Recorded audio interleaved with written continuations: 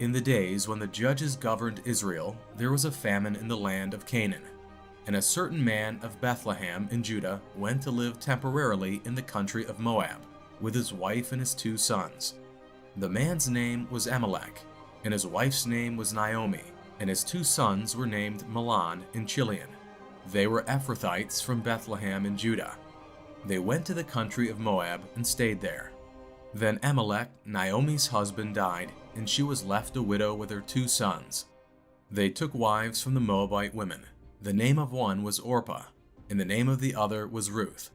They lived there for about 10 years, and then both Mahlon and Chilion also died. So the woman, Naomi, was left without her 2 sons and her husband. Then she set out with her daughters-in-law and returned from the country of Moab, for she had heard in Moab how the Lord had taken care of his people of Judah in giving them food.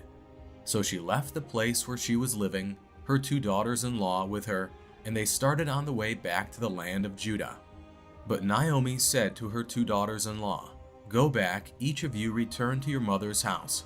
May the Lord show kindness to you as you have shown kindness to the dead and to me. May the Lord grant that you find rest, each one in the home of her husband." Then she kissed them goodbye, and they wept aloud. And they said to her, "No, we will go with you to your people in Judah." But Naomi said, "Go back, my daughters. Why should you go with me? Do I still have sons in my womb that may become your husbands? Go back, my daughters, go, for I am too old to have a husband. If I said I have hope, and if I actually had a husband tonight and even gave birth to sons, would you wait until they were grown? Would you go without marrying?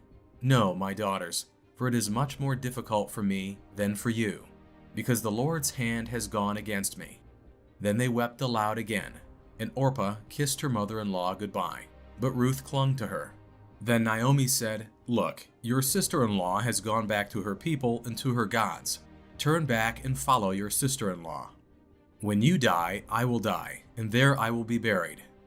May the Lord do the same to me as he has done for you, and more also, if anything but death separates me from you." When Naomi saw that Ruth was determined to go with her, she said nothing more. So the 2 of them went on until they came to Bethlehem.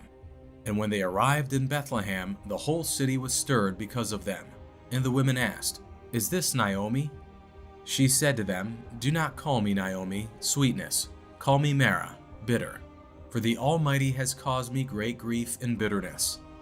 I left full with a husband and 2 sons, but the Lord has brought me back empty.